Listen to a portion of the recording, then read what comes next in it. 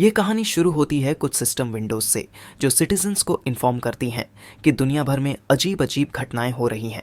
Fisherman ने coast पर एक विशाल एबलोन देखा, इतना बड़ा कि 10 लोग भी उसे घेर नहीं पा रहे थे। शक था कि ये न्यूक्लियर वेस्ट वाटर की वजह से म्यूटेटेड हो गया है।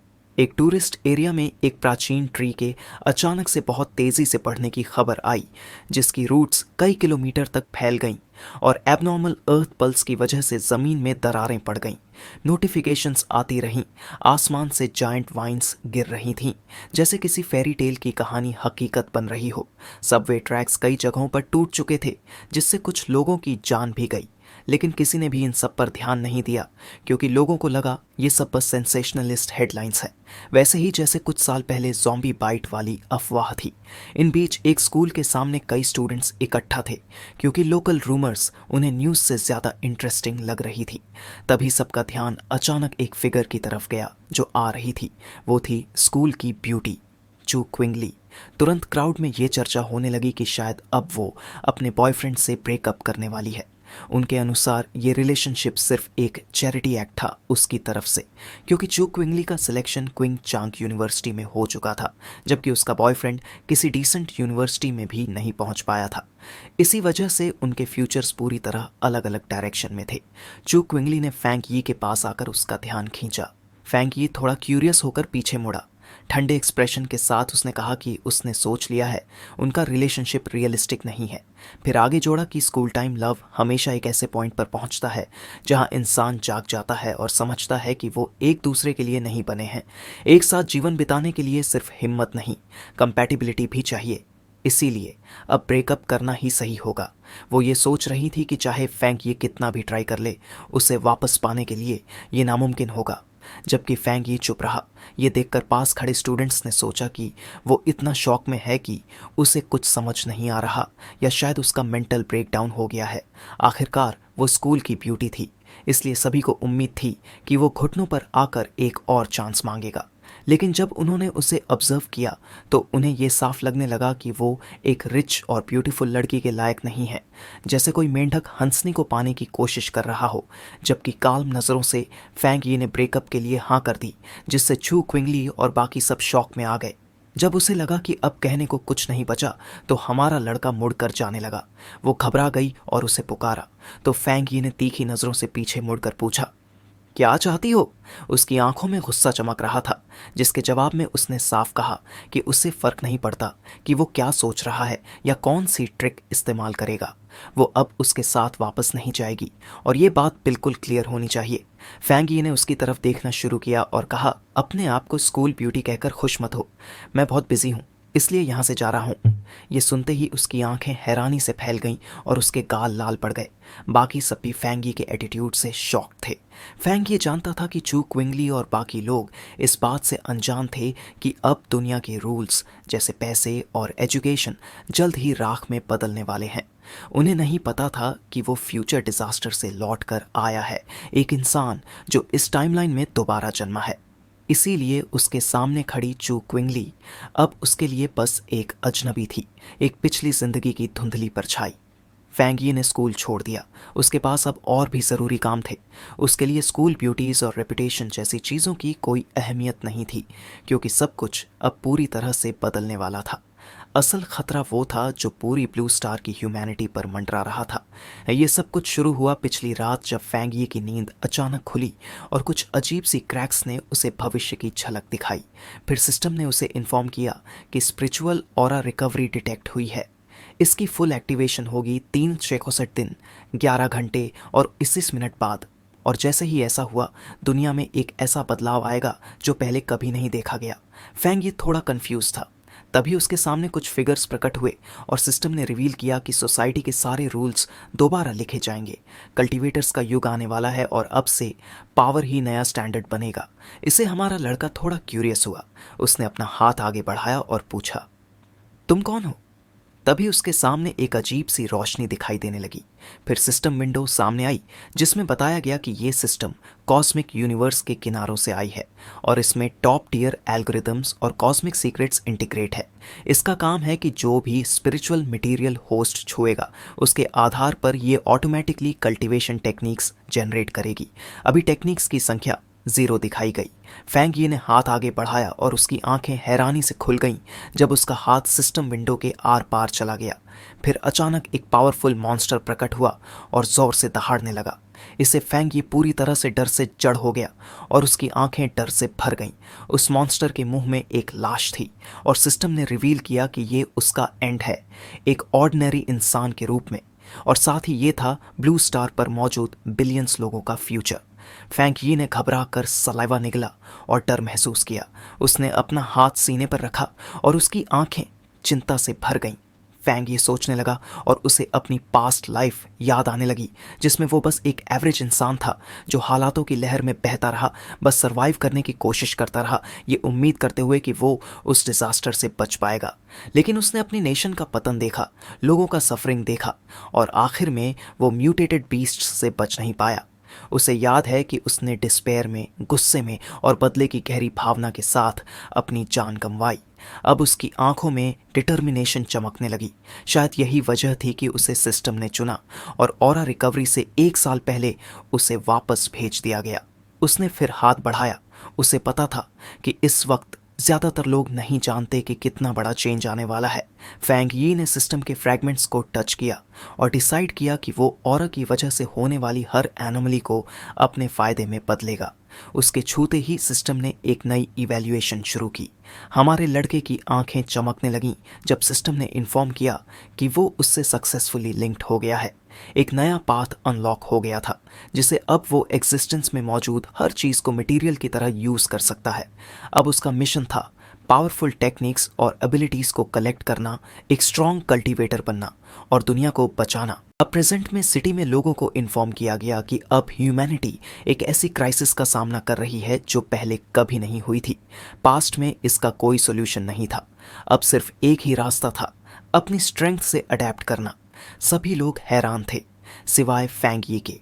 जब उसने अपना फोन ऑन किया तो उसे कई नोटिफिकेशंस दिखाई दी। उसे समझ में आ गया कि गवर्नमेंट ने इन अजीब फिनोमिना को न कंफर्म किया और न ही डिनाई, बस लोगों से प्रिपेयर रहने के लिए कहा। उसे पता था कि ये शिया नेशन का सटल तरीका था वार्निंग देने का, क्योंकि जो रिपोर्ट्स कभी मिथिकल और नॉनसेंस मानी जाती थीं वो कभी भी ऐसे वायरल नहीं होती। इसे उसकी आंखों में उदासी आ गई क्योंकि उसे पास्ट का एक पल याद आ गया। उसे पता था कि शिया नेशन का ये इनडायरेक्ट और साइलेंट अप्रोच सिटीजन्स को काम रखने और अपने देश पर भरोसा बनाए रखने में मदद करता था। ये तरीका धीरे और कठिन था लेकिन उन नेबरिंग नेशंस के केओस और गनफायर से कहीं ज्यादा इफेक्टिव। फिर उसे याद आया कि सिस्टम ने कहा था वो कुछ भी यूज कर सकता है। इसका मतलब था कि जहां कहीं भी अनोमलीज हों उसे वहीं जाना है। अब उसका ध्यान फोन पर था। न्यूज में ये नंबर 1 ट्रेंडिंग था कि क्विंगचोंग यूनिवर्सिटी में यूवी इंडेक्स ने सेंचुरी का हिस्टोरिकल रिकॉर्ड तोड़ दिया था। इसी वजह से हीट वार्निंग जारी की गई थी और न्यू स्टूडेंट्स से कहा गया था कि सेफ्टी प्रिकॉशंस लें और सनस्क्रीन यूज करें। इसे वहाँ के स्टूडेंट्स थोड़े कंफ्यूज थे। उन्हें लग रहा था कि अब तो बेस्ट यूनिवर्सिटीज भी सेंसेशनलिस्ट एड्स का सहारा लेने लगी हैं। उन्हें ये सब फेक लग रहा था। शायद ये कोई पेड टॉपिक था जो ट्रेंड कराया गया हो, क्योंकि उस लेवल की हीट तो लोगों की जान भी ले सकती है। फैंग यी ने आसमान की तरफ देखा, वहां तो बादल ही बादल थे। फिर उसने अपना यूवी मीटर एक्टिवेट किया। रीडिंग थी 0। वो थोड़ा कंफ्यूज हो गया क्योंकि मौसम में इतना फर्क कैसे हो सकता है, जबकि क्विंगचोंग यूनिवर्सिटी सिर्फ 15 मिनट की दूरी पर थी। यूनिवर्सिटी के ऊपर ब्लेजिंग सन की फोटोज पोस्ट की गई थीं। स्टूडेंट्स को बताया गया कि रजिस्ट्रेशन चालू रहेगा लेकिन नॉर्थ गेट से अवॉइड करें क्योंकि वहां यूवी इंडेक्स सबसे ज्यादा है, जबकि बाकी एंट्रेंसेस खुले हैं। फैंग यी मुस्कुरा पड़ा। उसे पता था जब एनोमलीज पहली बार होती है तो ज़्यादातर लोग उसे सिर्फ पब्लिसिटी स्टंट मानते हैं, लेकिन सिर्फ वही था जो सच जानता था। उसकी आंखें एक्साइटमेंट से चमकने लगीं। उसका पहला मौका आ चुका था। फैंग यी ने कपड़े बदले और जल्दी से क्विंगचोंग यूनिवर्सिटी की ओर निकल पड़ा। वहाँ सभी लोग अम्ब्रेलास लेकर चल रहे थे। इतनी गर्मी थी कि पेड़ों के पत्ते तक झड़ चुके थे। हमारा लड़का यूनिवर्सिटी के नॉर्थ गेट की तरफ गया, जो सबसे कम भीड़ वाला हिस्सा बन गया था। उसे यकीन था कि इस जगह पर ज़रूर कुछ गड़बड़ है। तभी आसमान से चमकती हुई राख गिरने लगी। जहां बाकी स्टूडेंट्स जान बचाने के लिए भाग रहे थे, वहीं फैंग यी का ध्यान उसी राख पर टिका था। वो बैठ गया और उसने उसे छूने का फैसला किया। जैसे ही उसकी उंगली ने उस राख को छुआ, एक तेज चमक उसमें से निकलने लगी और सिस्टम ने रिपोर्ट किया कि उसे यांग एट्रीब्यूट में इंटेंस फ्लक्चुएशन डिटेक्ट हुआ है और उसका डेटा टेम्पलेट अचानक अनलॉक हो गया। साथ ही वहां मौजूद सारी एनर्जी फैंग यी के शरीर में प्रवेश करने लगी, जिससे उसे बेहद तेज दर्द हुआ। साथ ही हमारे लड़के के शरीर से तेज चमक निकलने लगी, जिसे बचने के लिए लोगों ने अपनी आंखें ढक लीं ताकि अंधे न हो जाएं। उन्हें कुछ समझ नहीं आ रहा था। सबको लगा कि शायद ये कोई इल्यूजन है। एनर्जी ने फैंग यी के कपड़े जलाने शुरू कर दिए। वो दांत भींचने लगा दर्द सहते हुए। फिर उसने अपना सिर पकड़ लिया और पागलों जैसा रिएक्ट करने लगा। उसे नहीं पता था कि सिस्टम ने कंपाइलेशन कंप्लीट किया है या नहीं। उसे लग रहा था कि वो मरने ही वाला है। फिर सिस्टम ने जानकारी दी कि कंपाइलेशन कंप्लीट हो चुका है और फैंग यी को Yang attribute technique, golden sun breathing technique हासिल हो चुकी है। कुछ समय बाद क्विंग चैंग यूनिवर्सिटी में न्यू स्टूडेंट्स की रजिस्ट्रेशन का वक्त आ गया, जिससे हमारे मेन कैरेक्टर की एक्स गर्लफ्रेंड रजिस्ट्रेशन एरिया में पहुंची, जहां एक लड़का उसका सूटकेस उठाने की पेशकश करता है। फिर और भी लड़के उसका ध्यान पाने की कोशिश करते हैं, लेकिन वो सबको साफ मना कर देती है और कहती है उसे किसी की मदद की ज़रूरत नहीं। फिर वो पास खड़े एक कपल को घूर कर देखती है, चेहरे पर तिरस्कार की मुस्कान के साथ। लेकिन तभी एक तेज सुनहरी रोशनी चमकती है, जिससे वो और बाकी स्टूडेंट्स चौंक जाते हैं। इसके तुरंत बाद लाउडस्पीकर पर एक आवाज़ अनाउंसेस करती है कि नॉर्थ गेट से दूर रहे। लड़की सीरियस हो जाती है और डिसाइड करती है कि उसे जाकर देखना होगा कि वहाँ क्या हो रहा है। नॉर्थ गेट पर एक ज़बरदस्त गोल्डन एनर्जी बर्स्ट पूरा एरिया रोशन कर देता है। धुएं के बीच से एक डार्क फिगर प्रकट होता है, जिसके शरीर से एक इंटेंस और पावरफुल ऑरा निकल रही होती है। वो गहरी सांस लेता है और उसकी आंखों में चमकती हुई गोल्डन लाइट नजर आती है। तभी एक सिस्टम स्क्रीन उसके सामने आती है, जिसमें लिखा है कि उसने एक नई टेक्निक क्रिएट की है, जिसे उसे 50 पॉइंट्स मिले हैं। वो स्क्रीन की तरफ देखता है और सोचता है ये पॉइंट्स किस काम के हैं, लेकिन फिर खुद ही डिसाइड करता है कि अभी ये ज़रूरी नहीं है, शायद आगे काम आएंगे। इसी बीच उसे निकला हुआ धुआं आसमान में मौजूद सूरज को पूरी तरह से ढक लेता है, लेकिन जैसे ही वह सांस छोड़ता है, एक तेज हवा का झोंका सारा धुआं हटा देता है और आसमान में फिर एक बार तेज सूरज निकल चुका है, जिससे एक नई एनर्जी पूरे यूनिवर्सिटी में फैलने लगती है। कुछ स्टूडेंट्स देखते हैं कि आसमान अचानक से डार्क और ठंडा हो गया था। कुछ सेकंड के लिए वो सब दौड़ते हुए नॉर्थ गेट की ओर भागते हैं, जिससे नॉर्थ गेट पर भीड़ इकट्ठा हो जाती है ये देखने के लिए कि क्या हो रहा है। तभी यूनिवर्सिटी का डीन गुस्से में पूछता है किसी ने वार्निंग को सीरियसली क्यों नहीं लिया। साथ ही डीन का ग्रुप उस क्राउड को चीरता हुआ आगे बढ़ता है। लोग अपने आप उनके लिए रास्ता छोड़ देते हैं। इस ग्रुप के बीच में एक सीरियस लुक वाला हुडेड पर्सन डीन से कहता है नॉर्थ गेट को पूरी तरह से बंद कर दो।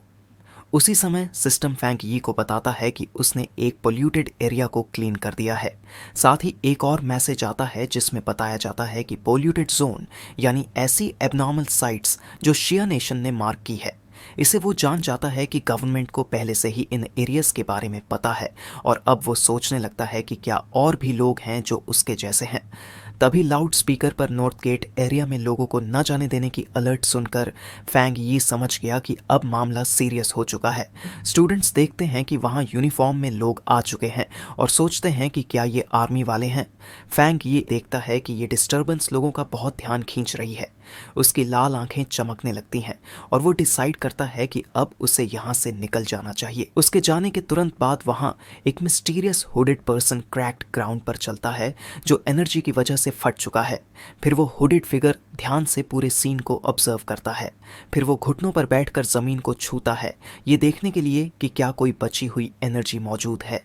फिर जमीन का एक टुकड़ा उठाकर उसे ध्यान से देखने लगता है और समझ जाता है कि ये एनर्जी किसी इंसान की वजह से थी और बड़बड़ाता है कि क्या कोई और भी ऑरा के कांटेक्ट में आ गया है।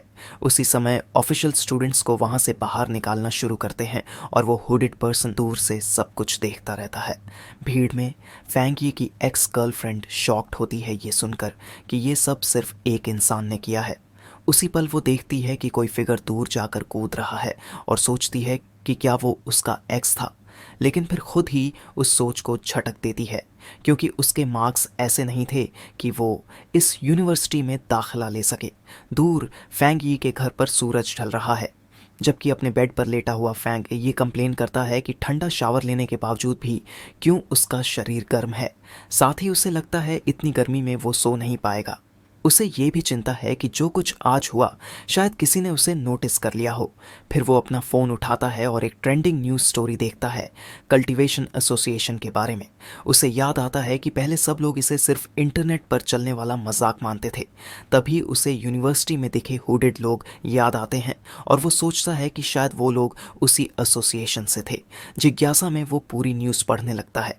आर्टिकल में कल्टीवेशन के अलग अलग लेवल्स बताए गए हैं, गोस्ट एक्ट से लेकर टोटल ट्रांसेंडेंस तक।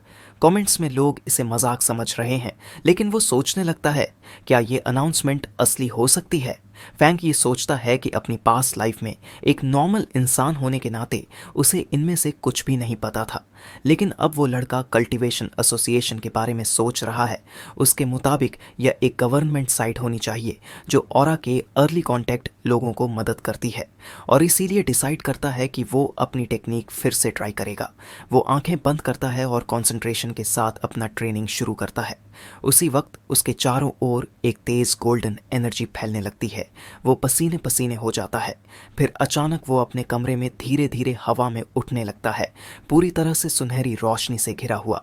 एक डिवाइन लाइट उस पर पड़ती है। ये ट्रेनिंग का पहला स्टेप होता है, अपने शरीर को इतना स्ट्रांग बनाना कि वो हेवन और अर्थ की पावर को सह सके। वो एनर्जी को कंट्रोल करता है और उसे शेप देता है एक डिवाइन एक्स में। उसकी आंखें तेजी से चमकती हैं और वो स्माइल करता है, खुद को पावर से भरा हुआ महसूस करते हुए।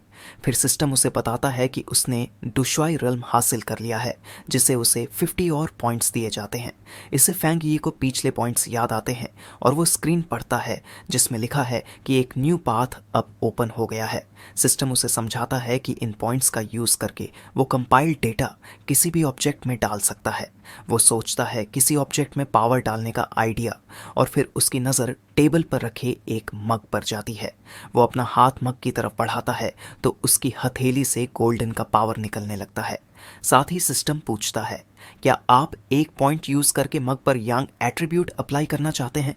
उसे समझ आता है कि ये ठीक वैसा है जैसे किसी आइटम को एन्चांट करना ताकि उसमें कोई खास पावर आ जाए। वो सोचता है अगर वो ये किसी वेपन पर करता तो वो उसका खुद का स्पेशल हथियार बन सकता है, और डिसाइड करता है कि एक पावर्ड अप वेपन उसके आने वाले बैटल्स के लिए बहुत ज़रूरी होगा। फिर उसकी नज़र शेल्फ पर रखी एक छोटी सोर्ड पर जाती है और वो सोचता है कि इस पर टेस्ट करके देखता हूँ। अगर ये काम कर गया तो वो फ्यूचर में एक रियल वेपन खरीदेगा ताकि वो मॉन्स्टर से लड़ सके। आधी रात को उसके अपार्टमेंट से एक चमकदार रोशनी निकलती है जिससे ऐसा लगता है कि उसका एक्सपेरिमेंट सफल हो गया है। लेकिन इसी बीच बाहर एक डार्क क्रीचर जिसके ह्यूज क्लॉस हैं फैंग यी के अपार्टमेंट को देख रहा होता है। उसकी ग्लोइंग रेड आइज अंधेरे में उसके शार्प टीथ दिखा रही होती हैं। वो एक जायंट डिमोनिक रैबिट जैसा लगता है और बिल्डिंग पर हमला करने के लिए रेडी हो जाता है। लेकिन अपार्टमेंट के अंदर हमारा लड़का इस खतरे से बिल्कुल अनजान होता है। वो बेड पर लेटा हुआ होता है और कल्टीवेशन टेक्निक की वजह से थोड़ा अनकंफर्टेबल महसूस कर रहा होता है। तभी उसकी लाल आंखें खुल जाती हैं। किसी आवाज़ से वो सोचता है ये जो आवाज़ थी वो रैट जैसी लग रही थी, लेकिन वो अंदर से नहीं आई और ना ही किसी पाइप से, शायद किसी पड़ोसी का पेट हो। फिर लिविंग रूम में घूमते हुए वो सोचता है कि उसकी एनहांस्ड हियरिंग की वजह से अब उसे नेबर्स की आवाज़ें भी नॉर्मल लगती हैं। लेकिन फिर वो अपनी सुनने की क्षमता पर फोकस करता है और अब उसे महसूस होता है कि कुछ गड़बड़ है। वो तुरंत अलर्ट हो जाता है। फैंग यी दरवाजे की तरफ जाता है और वहीं हॉलवे में उसका आमना सामना उस भयानक क्रीचर से हो जाता है। डार्क हॉलवे में वो अजीब क्रीचर अपनी रेड आइज के साथ उसे घूर रहा होता है, पूरी तरह उस पर अटैक के लिए तैयार। वो चौंक जाता है और तुरंत रिकॉग्नाइज करता है कि ये एक म्यूटेटेड बीस्ट है। साथ ही उसे अपनी पास्ट लाइफ की एक भयानक मेमोरी याद आ जाती है जो उसे अंदर तक डरा देती है। इसी समय एक ड्रोन शहर के ऊपर रात को उड़ रहा होता है जो दिखाता है कि और लोग भी इस डेंजर के बारे में जानते हैं। एक बिल्डिंग की छत पर एक लड़की शिकायत करती है कि अब तक उन्होंने उस रैबिट को पकड़ा नहीं जिसने एक रेयर फ्रूट खा लिया था। उसके मुंह में लॉलीपॉप है और वो मिशन को लेकर काम और कॉन्फिडेंट लगती है। फिर वो अपनी टीम को इंस्ट्रक्शंस देती है, टारगेट के बारे में अपडेट्स भेजते रहो, मैं उसे ट्रैक कर रही हूँ। उसके बाद वो मिस्टीरियस लड़की बिल्डिंग की छत से नीचे कूदती है चेस शुरू करने के लिए। बहुत तेजी से गिरते हुए वो बड़े शहर की बिल्डिंग्स के बीच आराम से मूव करती है। अचानक उस लड़की को म्यूटेटेड बीस्ट की पावर फील होती है और उसे समझ आता है कि वो उसके बहुत करीब पहुंच गई है। उसकी ग्लोइंग आइज में डिटर्मिनेशन छलकती है और वो क्रीचर को लोकेट कर लेती है। एक इंटेंस फाइट के लिए रेडी होती है।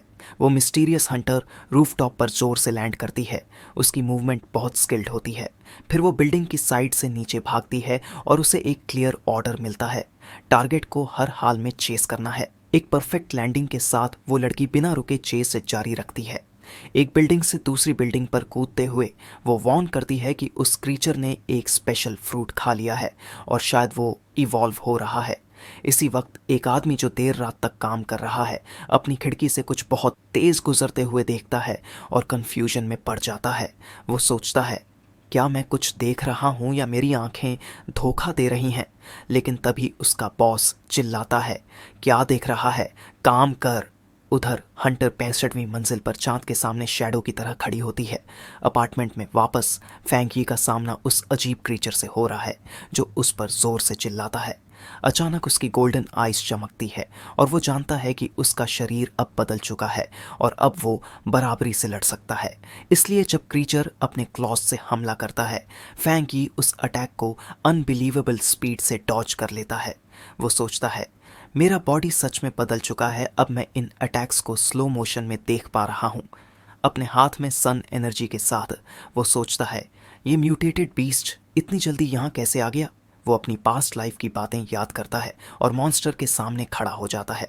उसे पता है कि क्रीचर अभी पूरी तरह से इवॉल्व नहीं हुआ है और अगर उसने देर की तो ये और भी ज़्यादा पावरफुल और डेंजरस बन जाएगा। इसलिए वो आगे बढ़ता है क्योंकि उसे ये रोकना ही है, वरना बिल्डिंग में सब मारे जाएंगे। फैंकी एनर्जी से भरे हाथ से क्रीचर की पूंछ पकड़ लेता है और बिना किसी डर के हवा में घुमाता है और महसूस करता है कि उसकी टेल ही उसका वीक स्पॉट है।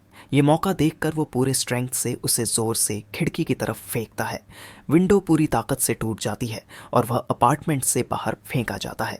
इसके तुरंत बाद फैंग यी भी उसके ऊपर छलांग लगाता है, अपने हाथ में एक पावरफुल एनर्जी इकट्ठा कर जो सीधा उसके सीने पर दे मारता है, जो उसके आर पार हो जाती है और उसके सीने पर एक बड़ा सा छेद छोड़ जाती है। लेकिन वो अजीब बीस्ट उस एनर्जी को अपने शरीर में अब्सॉर्ब करने लगता है, मानो उसकी पावर को अपना बनाना चाहता हो।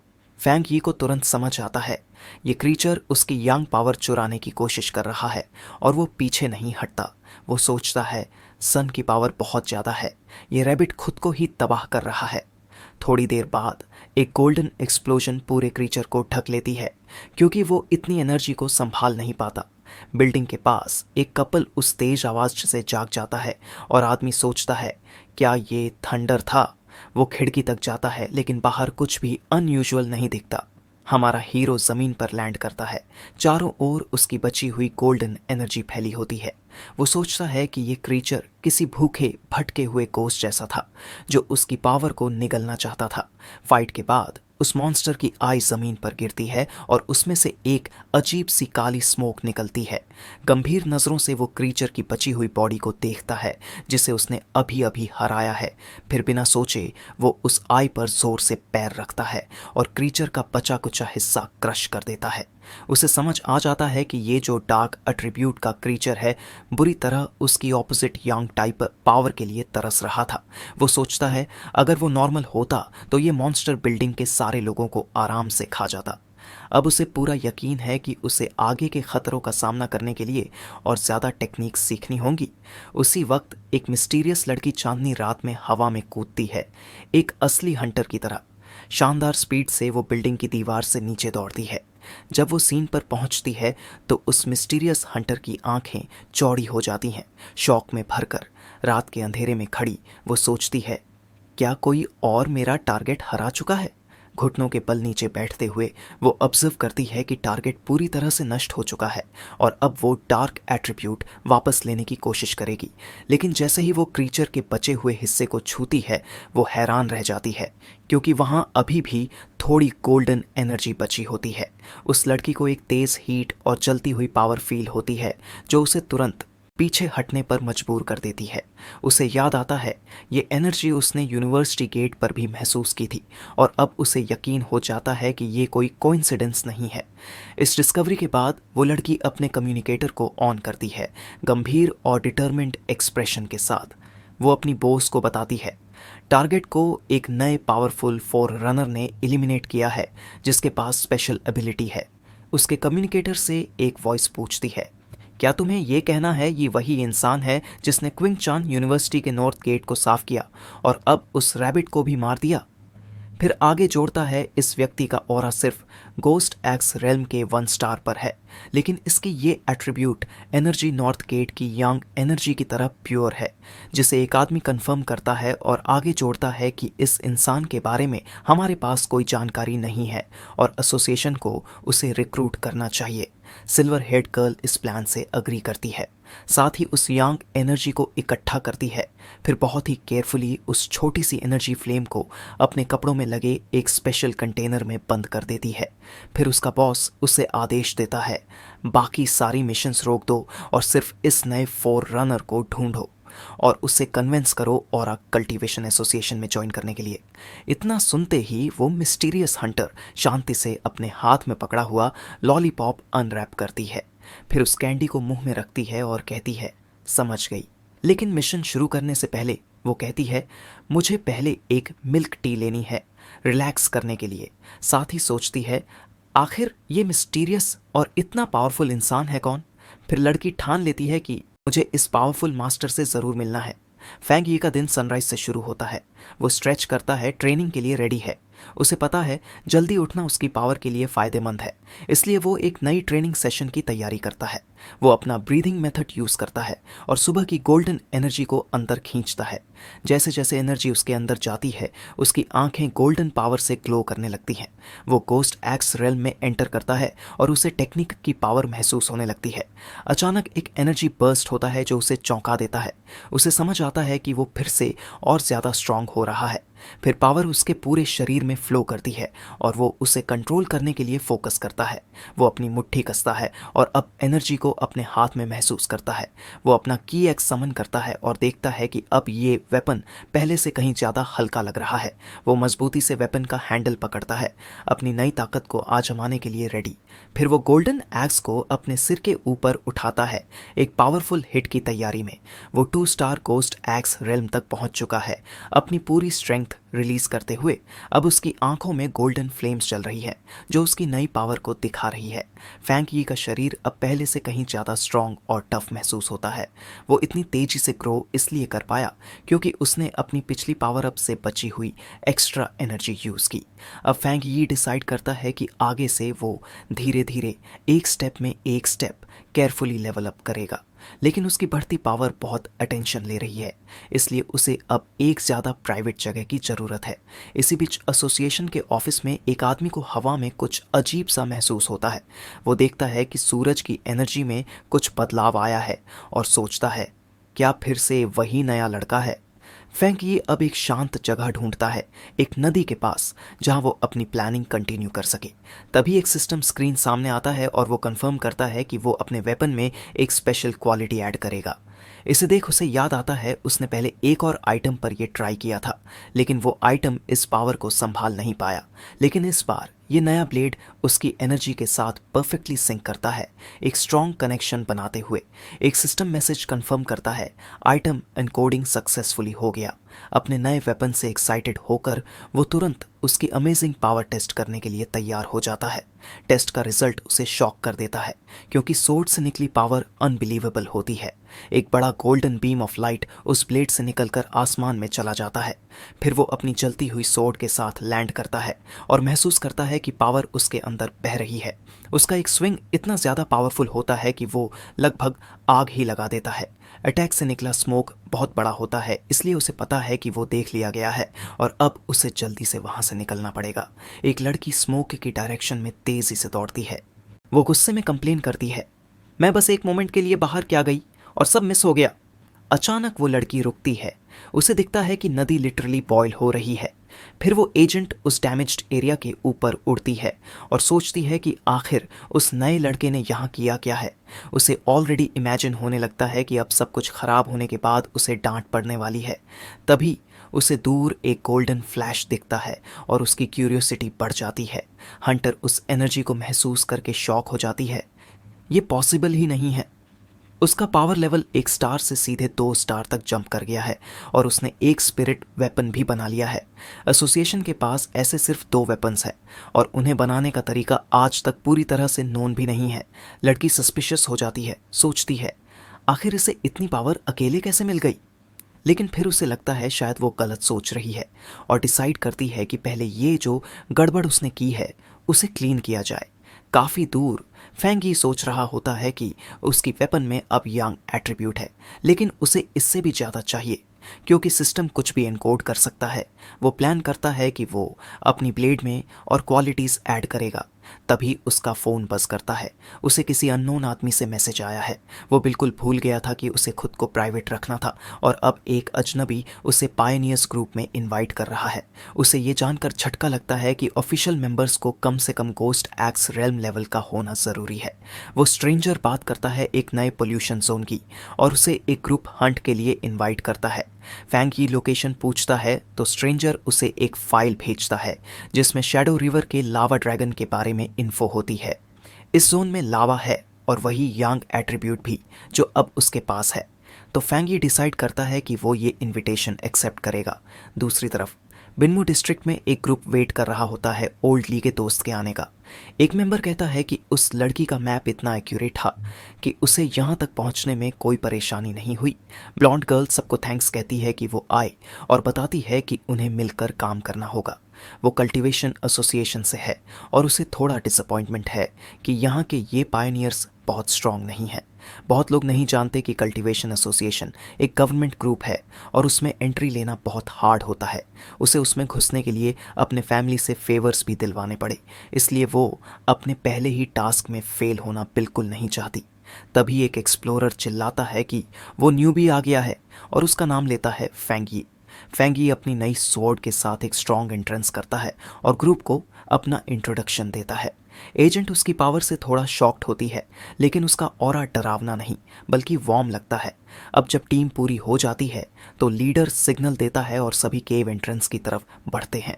फैंग ये डिसाइड करता है कि वो सबसे आगे जाएगा और ब्लॉन्ड एजेंट से कहता है कि वो लाइट संभाले। ग्रुप केव के अंदर चलता है और उनमें से एक फैंग यी को वॉर्न करता है कि रॉक्स ढीले हैं। साथ ही उन्हें ये थोड़ा अजीब लगता है कि अभी तक अंदर बहुत गर्मी नहीं महसूस हो रही, जबकि फैंग ये सोचता है कि इस टीम ने कितनी जल्दी उसे एक्सेप्ट कर लिया और उसे लगता है कि इन टफ टाइम्स में ये दोस्ती सच में रियल है। फैंग ये आगे बढ़ता है और ज़मीन उसके पैरों के नीचे रंग बदलने लगती है जो खतरे का सिग्नल देती है। अचानक सब एक बड़े से ओपन एरिया में पहुंचते हैं और हैरान रह जाते हैं क्योंकि उनके सामने लिटरली बॉइलिंग लावा की एक रिवर बह रही होती है। बिना एक सेकंड गंवाए फैंग ये सीधे उसकी तरफ दौड़ पड़ता है और ब्लॉन्ड एजेंट चिल्लाती है, इतना रेकलेस मत बनो। फिर भी वह वहां जाता है और अपनी सोर्ड सीधे लावा में घुसा देता है। इसे बिकी के एक्सप्लोरर्स घबरा जाते हैं और जोर जोर से चिल्लाते हैं, हेल्प। तभी एक फायरी एक्सप्लोजन सबको पीछे फेंक देता है और उसी वक्त फैंगिए का सिस्टम एक वर्ल्ड वाइड प्रॉब्लम डिटेक्ट करता है और इन्फॉर्मेशन को एनालाइज करना शुरू कर देता है। जैसे ही फैंगिए ने अपनी सोर्ड को लावा में घुसाया, उसका सिस्टम उस एनोमली को एनालाइज करने लगा और रिवील हुआ एक नई पावर, इनर फ्लेम, जिसमें था एक्सट्रीमली हाई इंटरनल टेम्परेचर और एक्सप्लोसिव प्रॉपर्टीज। इसके साथ साथ अनलॉक हुई स्कारलेट फ्लेम सोर्ड टेक्निक, जो अपनी पावर अनलीश करती है जब ब्लेड को खींचा जाता है और उसे फायर और लाइटनिंग से कोट कर देती है। इसे पूरी तरह रिजॉल्व होकर फैंग यी ने अपनी सोर्ड को और मजबूती से पकड़ा। उसकी आंखों और ब्लेड से फायरी ग्लो निकल रहा था, एक परफेक्ट टेक्निक उसकी टैंग सोर्ड के लिए। नीचे बाकी एक्सप्लोरर्स जो पहले ब्लास्ट से पीछे फेंक दिए गए थे, हैरानी से देख रहे थे कि फैंग ये फायर के वॉर्टेक्स में बिल्कुल अनहार्म्ड खड़ा था और उसकी वेपन अब लावा की एनर्जी अब्सॉर्ब कर रही थी। फैंगी ने फिर अपने स्क्रिप्ट पॉइंट्स का यूज़ किया ताकि स्कारलेट फ्लेम एट्रीब्यूट को परमानेंटली अपनी सोड में एम्बेड कर सके। अब वो तलवार प्योर एनर्जी से जल रही थी। जब फ्लेम फाइनली थमा तो उसकी टीम ने सोचा कि शायद उसे कोई छोटा सा कल्टीवेशन एक्सीडेंट हुआ था और अब वो रिकवर कर गया है। इसे ग्रुप खुश था क्योंकि अब उन्हें लगा कि केव की स्पिरिचुअल एनर्जी स्टेबलाइज हो गई है। इसलिए उनमें से एक खुशी से चिल्लाया कि अब वो उसे आसानी से अब्सॉर्ब कर सकता है। वहीं दूसरा, जो अपना कल्टीवेशन पाथ शुरू करने ही वाला था, एक्साइटेड होकर चिल्लाया, शाव्या ब्लॉन्ड एजेंट। सबको इनकरेज करती है कि वो ट्रेनिंग करे और आगे कहती है कि वो बाहर निगरानी रखेगी। टीम उसे थैंक करता है इस मौके के लिए। लेकिन उस शांति को तोड़ते हुए शाव्या को कुछ फिगर्स केव एंट्रेंस की तरफ आते दिखाई देते हैं। वो वॉर्न करती है कि और पायोनियर्स आ रहे हैं। तभी 3 भारी भरकम आदमी अंदर आते हैं, जिनमें सबसे आगे एक आई पैच पहने होता है जिसकी आंखें लाल होती हैं। वो घमंड से डिक्लेयर करता है कि ये रिसोर्स रिच जमीन अब उनकी है। शाव्या घबरा जाती है क्योंकि वो पहचान जाती है कि ये तीनों newcomers 1 star cost X realm के हैं, जो उसके टीम की रीच से बाहर है। खतरे के बावजूद शाव्या पोलाइटली कोशिश करती है बात समझाने की, बताती है कि वो पहले आए हैं और इनवाइट भी देती है कि अगर चाहें तो साथ मिलकर काम कर सकते हैं। पर उसकी डिप्लोमेसी का जवाब उसे कंटेम्प्ट में मिलता है। आई पैच वाला लीडर उसका मजाक उड़ाता है, उसके लो लेवल को नीचा दिखाते हुए, और सीधा बोल देता है कि निकल जाओ वरना अंजाम भुगतना पड़ेगा। इससे शाव्या की एक्सप्रेशन सख्त हो जाती है। वो सोचती है इस नए युग की हार्श रियलिटी पर, जहां सिर्फ वही सरवाइव करता है जो स्ट्रांग है। लेकिन शिया नेशन के गवर्नमेंट एसोसिएशन की मेंबर होने के नाते वो डिसाइड करती है कि वो ये अन्याय होने नहीं दे सकती। जैसे ही चीज़ें और एस्केलेट होने वाली होती हैं, फैंक ये सीधा शाव्या और उस हॉस्टाइल लीडर के बीच में आकर खड़ा हो जाता है, जहां उसकी सोर्ड इग्नाइटेड होती है और वो ठंडे लहजे में पूछता है, तो दिखने में तो इतना बड़ा और ताकतवर लग रहा है, फिर भी तू एक कमज़ोर लड़की को डरा रहा है। उसके इन शब्दों से आई पैच वाला लीडर स्टन्ड और स्पीचलेस रह जाता है। जबकि बिना कोई डिले किए फैंग ये एक ही डेवास्टेटिंग स्विंग से एक फायरी एक्सप्लोजन क्रिएट करता है और उन तीनों एग्रेसर्स को दूर उड़ा देता है। फैंग यी के अटैक की ताकत इतनी ज़बरदस्त थी कि उसके अपने टीममेट्स भी मेडिटेशन से चौंक कर बाहर आ गए। उसे याद आया उन लोगों की ट्रेजेडीज जो सिर्फ सर्वाइवल ऑफ द फिटेस्ट के प्रिंसिपल को फॉलो करते हैं। उसे पता था कि ऐसे लोगों पर सिर्फ ओवरवेलमिंग ताकत ही असर करती है। अपना ये मैसेज क्लियर करने के लिए फैंग ये ने अपनी ब्लेड को सीधा राइवल लीडर के सामने ज़मीन में घुसा दिया। तब वो एक इमेंस गोल्डन ऑरा से घिरा हुआ था और ठंडी आवाज़ में बोला, भागो यहाँ से। दूसरी बार इतनी ताकत देखकर डर से कांपते हुए वो लीडर चिल्लाया, ये तो मॉन्स्टर है, और अपने आदमियों को भागने को कह दिया। जबकि फैंग ये शांत खड़ा देखता रहा उन्हें भागते हुए, जबकि उसके टीममेट्स एक्साइटेड होकर उसकी तरफ दौड़ पड़े। उसकी इनक्रेडिबल पावर देखकर वो सब हैरान थे। फैंग ये हल्के से मुस्कुराया और कैजुअली बोला, चलो अब निकलते हैं। जैसे ही ग्रुप वहाँ से निकल रहा था, शाव्या सोचने लगी उस इमेंस पावर के बारे में जो फैंगी ने दिखाई थी। उसे रियलाइज़ हुआ कि फैंगी ने अपनी पूरी ताकत भी यूज़ नहीं की थी। वो अब मान चुकी थी कि वो एक टॉप टियर पायनियर है और उसे तुरंत ये डिस्कवरी अपनी ऑर्गेनाइजेशन को रिपोर्ट करनी होगी। अब सीन शिफ्ट होता है स्पिरिचुअल एनर्जी कल्टीवेशन एसोसिएशन के ऑफिस में।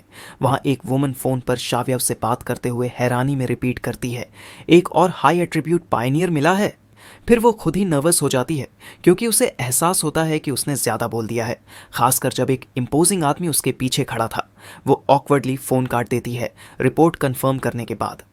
फिर वो यंग वुमन चीयरफुल मूड में अपने ग्रे हेड सुपीरियर से पूछती है, क्या हम इतने लकी हैं कि 2 हाई एट्रीब्यूट पायनियर्स लगातार मिल गए? लेकिन वो सुपीरियर गंभीर हो जाता है और कहता है, ये लक नहीं है। वो समझाता है हर हाई एट्रीब्यूट इंडिविजुअल डेस्टिन्ड होता है एक नया पावर सेंटर बनने के लिए, और ये जिम्मेदारी उसे अंदर से स्ट्रेस देती है। एक सनी दिन में फैंग ये वापस सिटी में पहुंचता है। वो खुद को एक कॉस्प्लेयर की तरह डिस्गाइज करने की कोशिश करता है, लेकिन उसकी पावरफुल प्रेजेंस और ऑथेंटिक सोर्ड की वजह से लोगों का अटेंशन और ज़्यादा खिंच जाता है। तभी उसका ध्यान अपने फ़ोन की तरफ जाता है, जिसमें उसे दिखता है कि केव इंसिडेंट की खबर ऑलरेडी वायरल हो चुकी है। वो खुद को अपनी लापरवाही के लिए डांटता है। उसे पता था कि उसकी इंटरनल फ्लेम का इरप्शन छुपाया नहीं जा सकता, लेकिन ये सोचकर कि उसके टीममेट्स कभी उसे बिट्रे नहीं करेंगे, वो अपना फोकस ज़्यादा अर्जेंट चीज़ पर डालता है। जो मैसिव यांग एनर्जी उसने अब्जॉर्ब की थी, वो अब उसे एक नए ब्रेक थ्रू की ओर धकेल रही थी। उसे जल्दी से कोई सेक्लूडेड जगह चाहिए थी, तो वो तुरंत बैक माउंटेन की तरफ निकल गया। 5 मिनट बाद उसी माउंटेन पर वही सिल्वर हेयर्ड लड़की सू किंगयिंग, जो एक गार्डन रेस्टोरेशन एक्सपर्ट थी, उसे एक बहुत ही पावरफुल प्रेजेंस फील हुई। उसे एक इंटेंस बर्स्ट ऑफ लाइट दिखाई दी, जैसे कोई छोटा सा सन एक्सप्लोड हुआ हो। वो तुरंत पहचान गई कि ये किसी कल्टीवेटर का 3 स्टार गोस्ट एक्स रेल्म में ब्रेक थ्रू है। इस एनर्जी की स्केल ने उसे हैरान कर दिया। उसने कभी इमेजिन नहीं किया था कि इस रेल्म का ब्रेक थ्रू इतना मॉन्स्ट्रस हो सकता है। एक सेंस ऑफ ड्यूटी और रिकग्निशन के साथ ड्रिवन होकर वो डिस्टर्बेंस की तरफ दौड़ पड़ी, ये वाव करते हुए कि वो उस मिस्टीरियस व्यक्ति को जरूर पकड़ कर रहेगी।